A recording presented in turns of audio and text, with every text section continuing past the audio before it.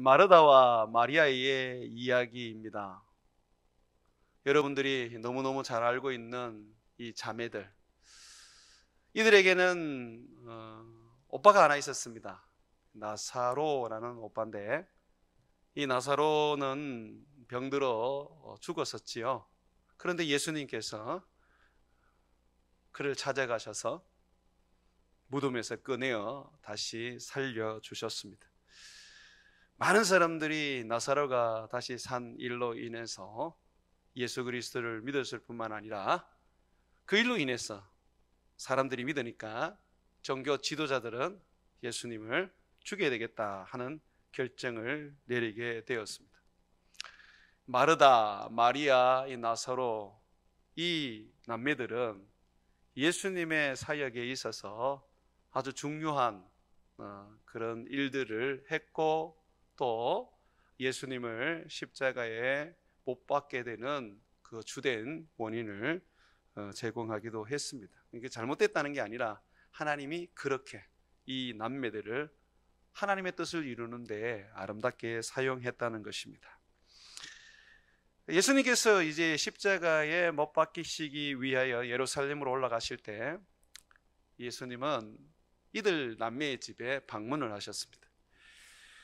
이들 집에 방문했을 때 이들이 예수님을 이제 영접하고 모셨는데, 이 마르다는 언니로서 예수님을 자기 집에 모셨다는 그 기쁨이 너무 커서 어떻게 하면 예수님을 내가 잘 대접할까, 그런 마음으로 정신없이 요리를 준비하고 있었습니다.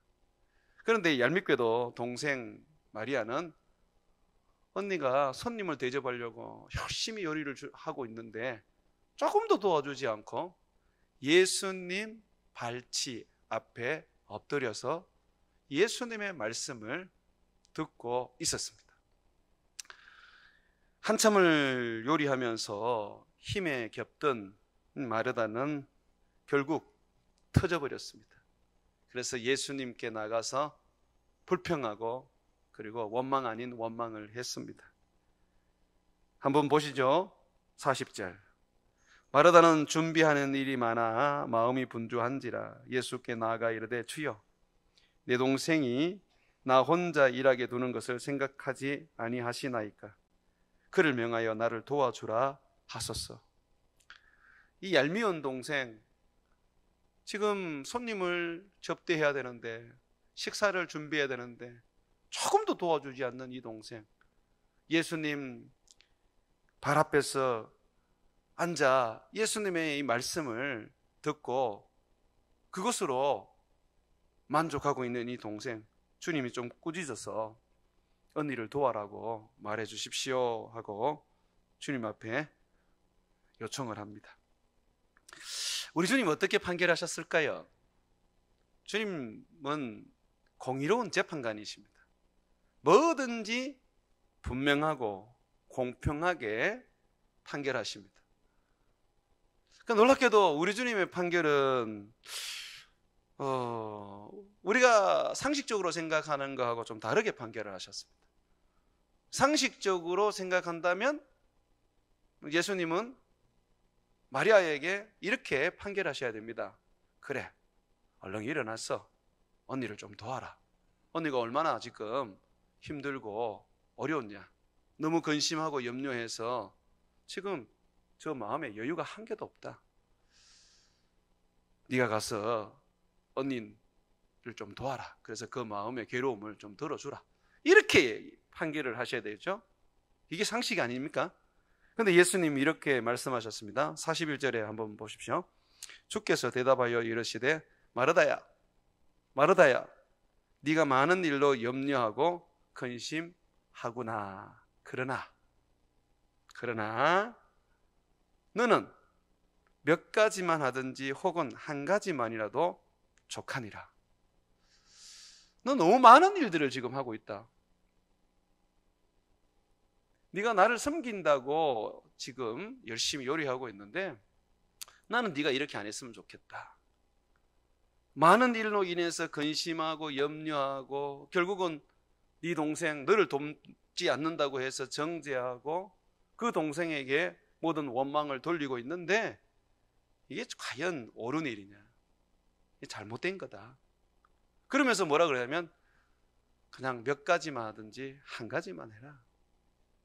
한 가지만 해라. 여러분 그 42절에 몇 가지만 하든지 혹은 한 가지만 하라라는 이 말씀이요. 거기 해석을 해놓은 어떤 그 부분에서 여러분들이 보면 성경을 요즘은 이렇게 번역을 합니다. 뭐냐면 한 가지만이라도 족하니라. 한 가지만 하라. 이렇게 한 가지만 하라. 주님은 먼저 이 마르다에게 네가 지금 문제를 일으켰다라고 말합니다. 한 가지만 하면 되지. 왜 너는 지금 분주하게 많은 일들을 지금 하고 있느냐? 여기에 대해서 이 마르다가 할 말이 있겠죠? 예수님이 지금 보통 손님입니까? 이 땅에 오신 하나님의 아들이시고 나의 주인이십니다.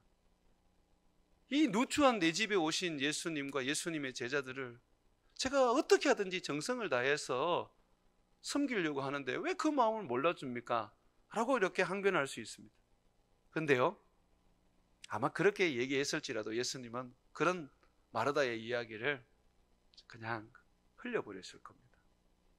그건 네 만족이고 그건 네 생각이고 나는 정말 너에게 말한다. 네가 나를 섬긴다는 일로 인해서 염려가 되고 근심이 되고 그 일로 인해서 원망이 되고 불평이 된다면 안 하는 게 낫다. 마치 예수님이 이 마르다의 원망과 불평을 일으킨 원인처럼 지금 되어버렸습니다. 여러분 이 말씀을 들으면서 여러분 고민 좀 하셔야 안 되겠습니까? 우리들이 교회를 섬긴다고 하면서 또는 주님의 일을 한다고 하면서 이 마르다와 같이 반응할 때가 많지 않습니까? 왜 베들로 교회는 나 혼자 일하지? 왜 아무도 안 하는 거야? 왜 나만 늘 고생하고 고민하고 이렇게 힘겨워야 되지? 왜 목사님은 좀 교인들에게 권면해서 같이 봉사하고 같이 섬겨라고 말해주지 않지? 여러분 우리가 그렇게 말할 수 있죠. 생각할 수 있죠. 그런데 그 예수님이 가르치신 그 가르침이 아닙니다. 지금까지는 여러분들이 그렇게 배워오셨을지라도 이제 이 교회에서는 바로 배우셔야 되죠. 예수님은 그래 안 가르치셨어요. 네가 할 수 있는 만큼만 해라. 원망하고 불평하고 근심하고 걱정하지 않을 만큼만 해라. 그냥 네 혼자서 행복할 수 있도록 어느 누구에게도 도움을 요청하지 않고 네 혼자 할 수 있는 일을 해라 라고 예수님이 가르칩니다. 그래서 우리 교회에 봉사하는 일에 있어서 철저하게 자원해서 합니다. 권하지도 않고 성령에 감동받은 사람이 합니다. 여러분 이 봉사는요 하나님 앞에 드려지는 아름다운 예배입니다. 하나님은 우리가 기쁨으로 봉사하고 우리가 정말 하나님을 기쁘게 하는 그런 어떤 봉사를 할 때에 우리 하나님 반드시 갚아주십니다. 그런데 열심히 봉사해놓고 불평하고 원망하고 다른 사람에게 책임을 돌리고 왜 나만 이렇게 고생하냐고 할 때는 여러분들이 한 모든 수고와 헌신이 공기에 있는 이 흑공에 있는 공기처럼 사라지는 겁니다. 그래서 많은 일 좀 하지 마십시오. 여러분 그만큼 할 수 있는 여력이 없습니다. 그게 막 의욕은 좋습니다. 이것도 하고 저것도 하고 목사님이 뭐 필요합니다 그러면 내가 거기 뛰어들어야지. 근데 문제는 결국은 불나방처럼 자기 죽을 줄 모르고 뛰어드는 것처럼 되어버립니다. 그래 하지 마십시오.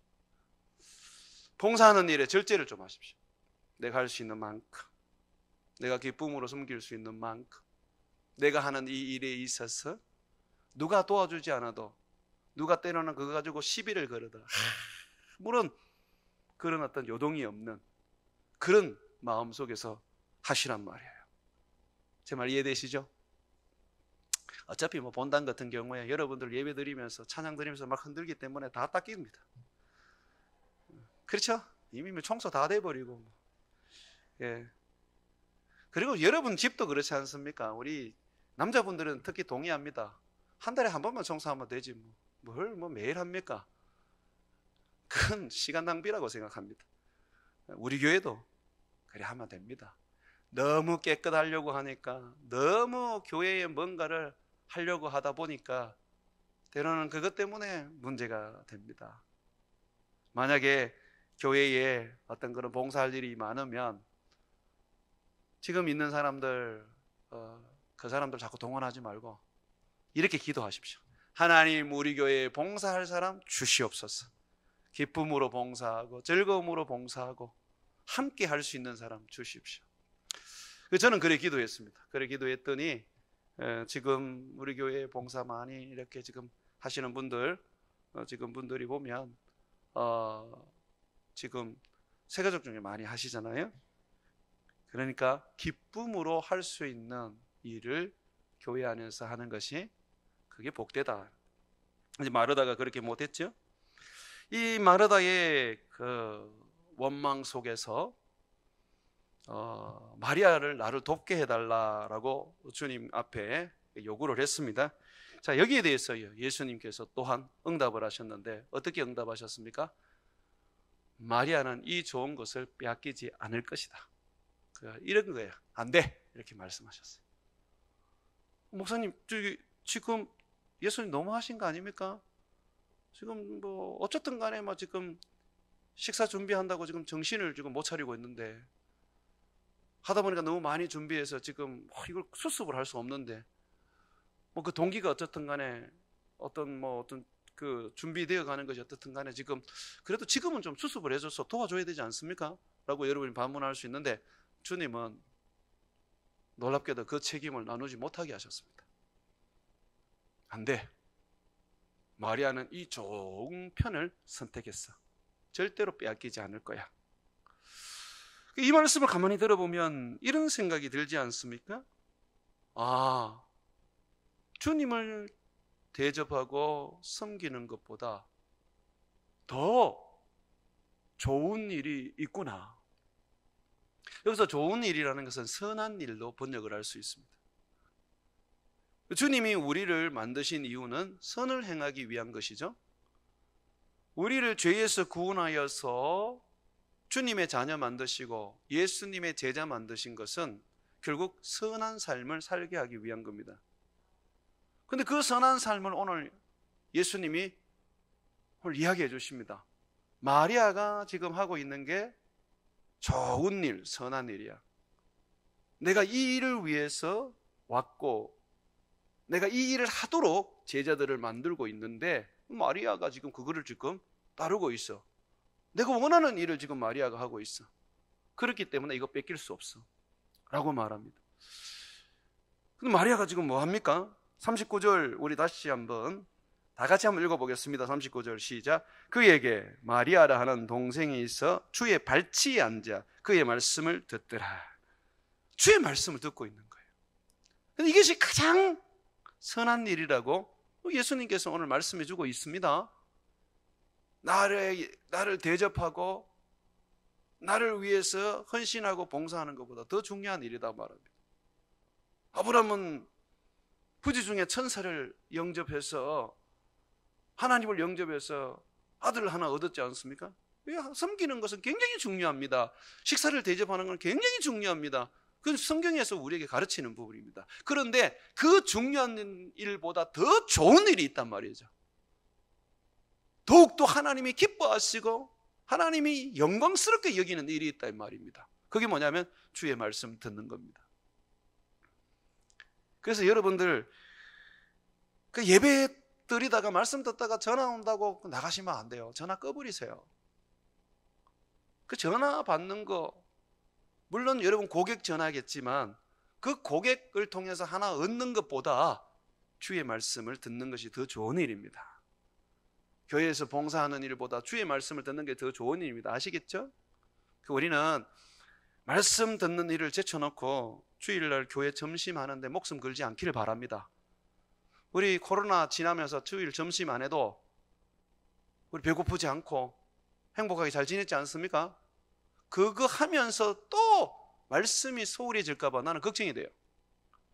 차라리 안 했으면 좋겠어요. 목사님 식당에 만든 그 요리 그 기구들이 얼마나 그 좋은 것들이고 그 비싼 것들이고 그 한 번밖에 안 써먹었는데 그래도 써먹어야 되지 않겠습니까? 그거 버려도 됩니다. 주의 말씀을 듣기 위해서는요, 다른 걸 폐기물처럼 버려도 됩니다. 오늘 예수님이 그 얘기 하시는 거예요. 야, 다른 거 어떤 것도 너희들이 양보해서는 안 돼. 내가 너희 집에 왔다고 해서 너희들이 나를 어떻게 섬겨보겠다고 정말 음식을 만들어서 나를 기쁘게 해보겠다고 하는데 나 참 좋은 일이야. 그러나 그것보다 더 좋은 일이 뭔지 알아? 너는 너희가 내 말을 듣는 거야. 예수님께서 하루는 점심시간이 훨씬 지났는데 사마리아 땅에 들어가신 적이 있습니다.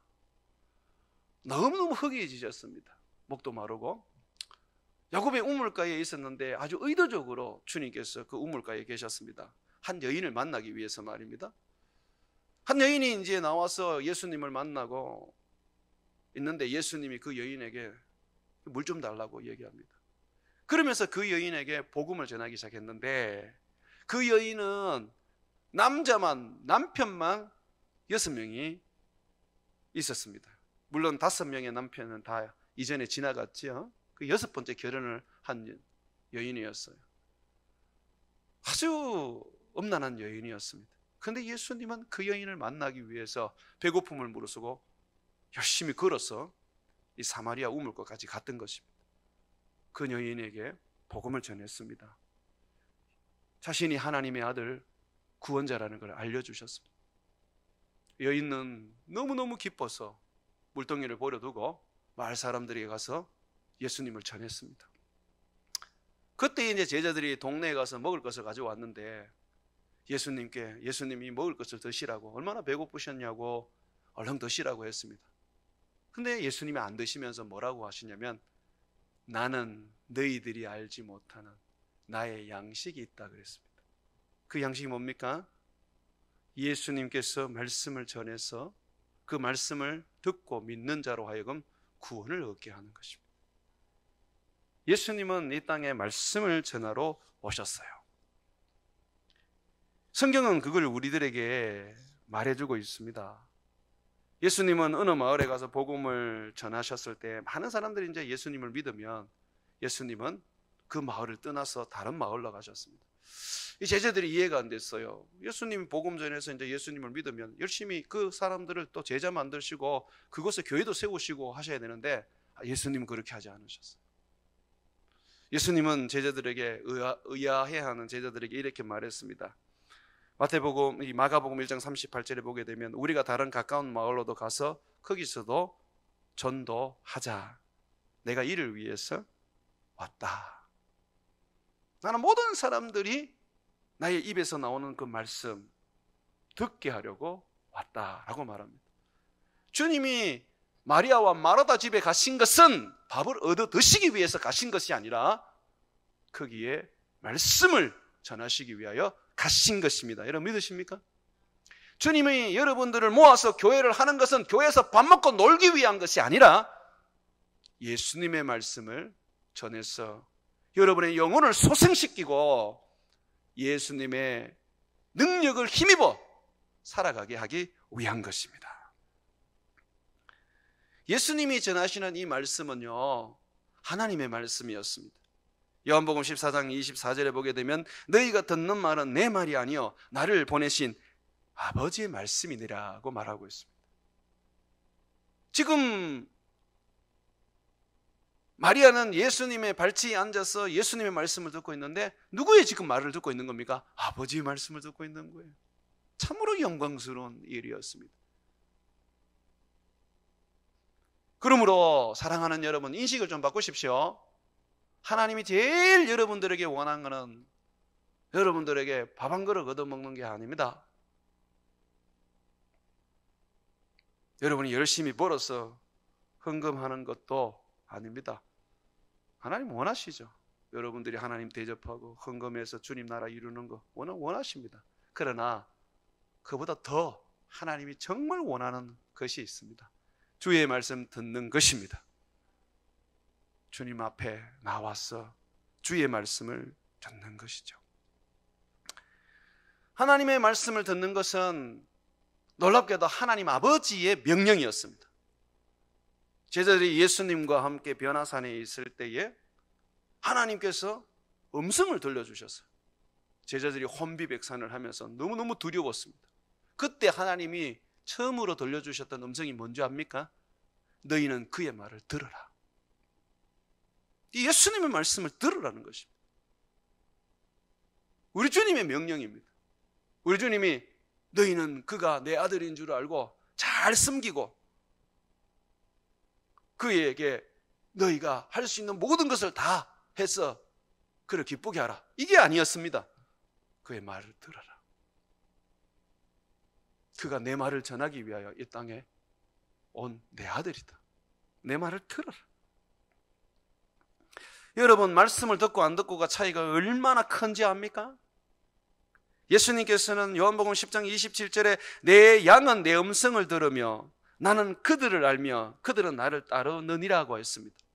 말씀을 듣느냐 안 듣느냐에 따라서 주님의 양인지 주님의 양이 아닌지가 판별되는 것입니다. 성령을 체험하고 예언을 하고 귀신을 쫓아내면 뭐합니까? 하나님의 말씀을 듣지 않는다면, 예수님의 입에서 나오는 그 말씀을 듣지 않는다면 주님의 양 아닙니다. 주님의 양은 많은 이적과 기적을 체험한 사람이 아닙니다. 입에서 예언하고 귀신을 쫓아내는 능력을 가진 사람도 아닙니다. 정말 주님의 양은요, 주님의 음성을 듣는 자입니다. 이게 예수님이 우리에게 말하는 거예요. 내 양은 내 음성을 듣지만 내 음성을 듣지 않는 자들은, 내 말을 따르지 않는 자들은 내 양이 아니기 때문에 그렇다라고 말씀하십니다. 그래서 여러분, 하나님의 말씀, 예수 그리스도의 그 말씀이 들려지고 전파되는데 그 말씀을 듣지 않고 자꾸 딴 것을 요구하게 될 때는 그 사람은 주님께 속한 사람이 아니라는 것을 우리는 생각해야 됩니다. 자, 우리가 이 주님의 말씀을 듣는 거, 이거요, 하나님께 사랑을 받는 최고의 길입니다. 하나님 사랑받고 싶지 않습니까? 하나님 사랑받기 위해서 많은 분들이 선교도 하고 전도도 하고 그에게 헌금도 합니다. 그리고 하나님 기뻐하십니다. 사랑하십니다. 그러나 그것보다 더 하나님이 원하시는 것이 있습니다. 하나님은 그 기쁨을 이기지 못하시고 너무너무 사랑스러워서 막 주님이 어쩔 줄 몰라 하시는 그 일이 있습니다. 그게 뭐냐면 주님 발 앞에 앉아서 주의 말씀을 듣는 것입니다. 신명기 33장 3절에 보게 되면 모세가 이제 죽기 전에 마지막으로 유언을 하면서 이스라엘 백성들을 축복을 합니다. 축복을 하는데 하나님 너희들을 참 사랑하신다라는 이야기를 합니다. 그리고 그 이유를 말하는데요, 한번 들어보십시오.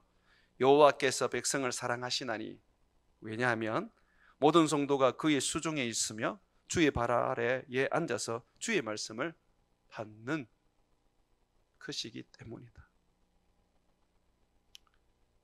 주님은 자기 백성이 자기 발 아래 앉아서 주의 입에서 나오는 그 말씀을 듣는 것을 얼마나 기뻐하고 얼마나 좋아하시는지 모릅니다. 주님은 수양의 기름을 가지고 제사를 지내고 솔로몬과 같이 1천 번제를 가지고 제사를 지내는 것보다 더 좋아하는 것이 바로 하나님 말씀 앞에 앉아서 그 말씀을 듣는 겁니다. 지금 여러분들 하나님 너무너무 기뻐하는 이 자세입니다. 말씀을 들으러 온 거죠. 그런데 말씀을 들으면서도 아유, 오늘도 한 목사님이 좀 말씀을 빨리 끝내고 바로 기도했으면 좋겠는데, 이런 생각을 가지신 분들은 하나님 기뻐하지 않습니다. 말씀 들으십시오.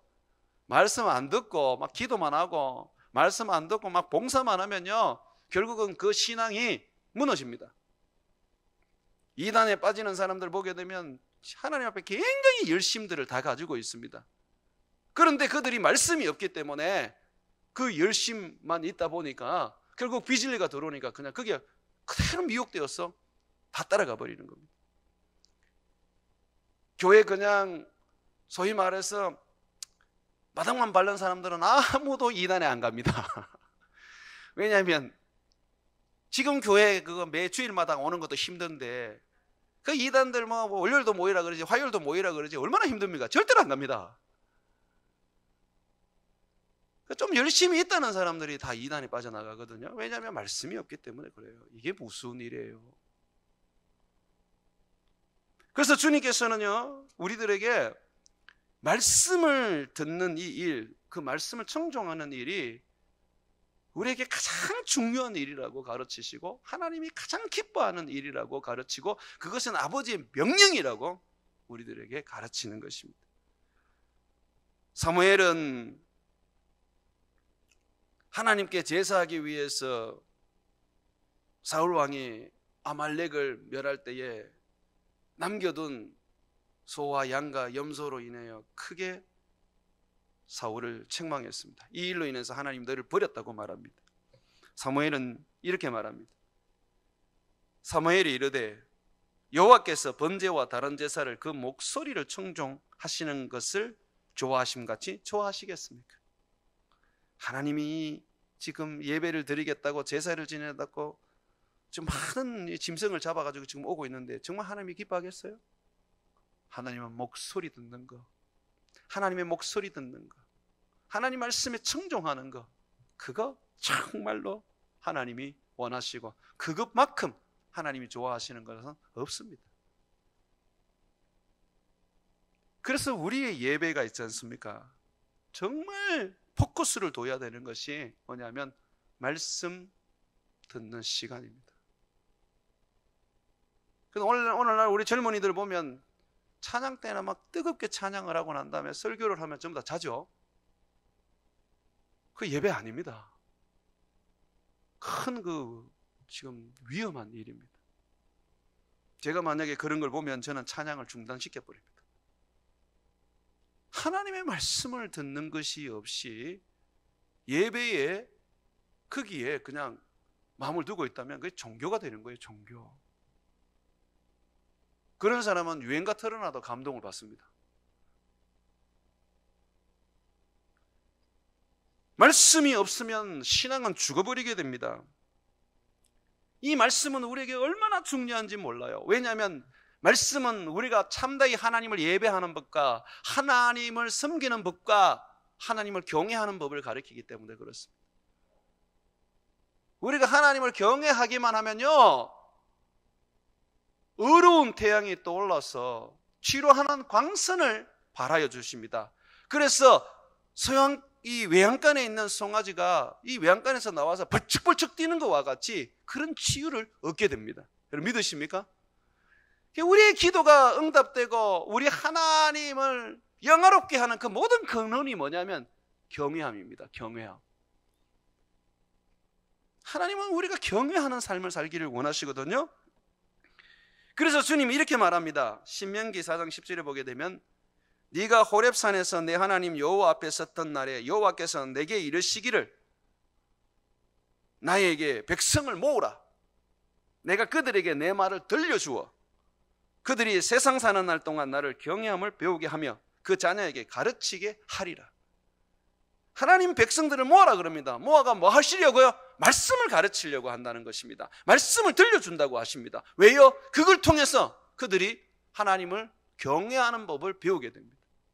배우고 끝난 게 아니라 자식들에게도 가르쳐서 하나님을 섬기도록 하게 하려는 것입니다.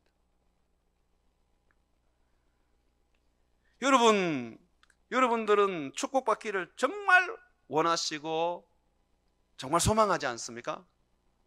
그런데 여러분, 이 축복받는 최고의 비결이 뭐냐면 하나님 말씀 듣는 겁니다. 신명기 28장 1절과 6절에 보게 되면 네가 네 하나님 여호와의 말씀을 삼가 듣고 내가 오늘 내게 명령하는 이 모든 명령을 지켜 행하면 네 하나님 여호와께서 너를 세계 위의 모든 민족 위에 뛰어나게 하실 것이라. 네가 내 말을 듣는다면, 네가 내 말을 듣는 자가 된다면 나는 너를 가장 세계에서 뛰어난 자로 만들어 줄 것이다.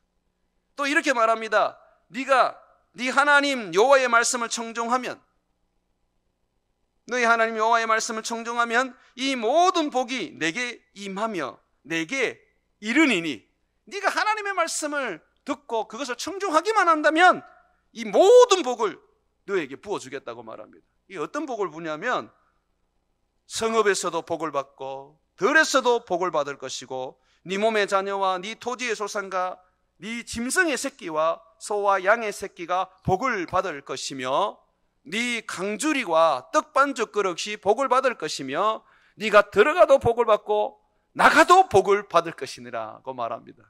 하는 것마다 다 복을 받는 거예요. 이런 하나님께서 내가 하는 기업마다 복을 주시는 거예요. 하나님은 내가 만나는 사람마다 복을 주시는 거예요. 그런데 이걸 어떻게 받을 수 있습니까? 네가 여호와의 말씀을 청종하며. 그래서 귀가 있는 자가 복이 있습니다. 이 귀 있는 자라는 것은 하나님의 말씀을 듣는 자입니다. 주님이 우리 집에 왔을 때, 주님이 나를 만나러 왔을 때 내가 해야 되는 것은 주님을 섬기기 위해서 밥을 하는 게 아닙니다. 주님 발치에 앉아서 주의 입에서 나오는 생명의 말씀, 능력의 말씀, 그 축복의 말씀을 내가 듣는 것입니다. 아멘입니까? 말씀 듣는 것에 목숨을 거시기를 바랍니다. 그 사람이 하나님께서 복을 주시는 사람, 하나님이 기뻐하는 사람, 하나님께서 쓰시는 사람입니다. 하나님이 쓰시는 인물들을 보게 되면 이들은 하나님이 전해주시는 말씀에 목숨을 겁니다. 말씀을 얼마나 사모하는지 몰라요. 말씀을 정말 귀하게 여깁니다. 여러분, 동방에서 가장 의인이었고 하나님이 너무너무 귀하게 여겨서 사단에게 막 자랑했던 인물이 누구였습니까? 욥이죠. 욥이 잠시 잠깐 시험을 받았지만 그러나 어땠습니까? 시험이 끝난 후에는 하나님께서 더 많은 축복과 더 많은 자식을 주셨습니다. 욥은 그냥 하나님이 막 너무너무 막 사랑하시고 막 너무너무 귀하게 여겼던 인물이었습니다. 그런데 그가 어떻게 그런 축복을 받을 수 있었습니까? 욥기 23장 12절에 보게 되면 욥이 이렇게 고백합니다. 내가 그의 입술의 명령을 어기지 아니하고 정한 음식보다, 깨끗한 음식보다, 맛있는 음식보다 그의 입의 말씀을 귀히 여겼도다. 하나님의 말씀을 정말 귀하게 여겼던 거예요. 밥은 굶어도 하나님의 말씀을 귀하게 여겼던 거죠. 제가 예전에 중고등부를 할 때 예배 시간이 이제 주일날 예배 시간인데 와야 될 놈이 안 오는 거예요. 그래서 이제 예배 끝나고 난 다음에 전화를 한번 했습니다. 야, 너 오늘 예배 안 드리고 어디 갔냐? 그랬더니 얘가 머리를 뻑뻑 끌면서 아유 전사님 죄송합니다. 그때 제가 전도사였거든요. 그때 친구 하나를 전도해서 가는데 친구가 교회를 가면서 하는 말이 야 나하고 맛있는 거 먹으러 하자. 나 배가 고픈데 우리 엄마가 이렇게 돈을 줬는데 내가 너 맛있는 거 사줄 수 있다. 예배는 다음 주에도 드려도 되잖아. 이거 내 돈 섣부리면 너 못 사준다. 맛있는 거 먹으러 가자 하고 하더라는 겁니다.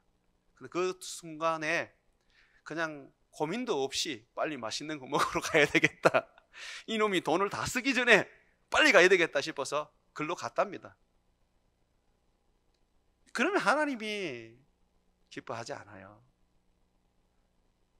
우리 자녀들 그렇게 키우면 안 됩니다. 물질의 유혹과 맛있는 음식의 유혹을 애들이 이기고 교회에 와야 됩니다. 하나님의 말씀을 듣기 위하여 목숨 걸고 교회에 와야 되는 것입니다. 그럴 때 욕과 같은 인물이 되는 것이죠. 정한 음식보다 그의 입에 말씀을 귀히 여기다. 여러분, 말씀을 귀히 여깁니까? 옛날에는 말씀이 TV에 밀려갔는데 요즘은 유튜브에 밀려가지고 말씀을 통일치 않습니다.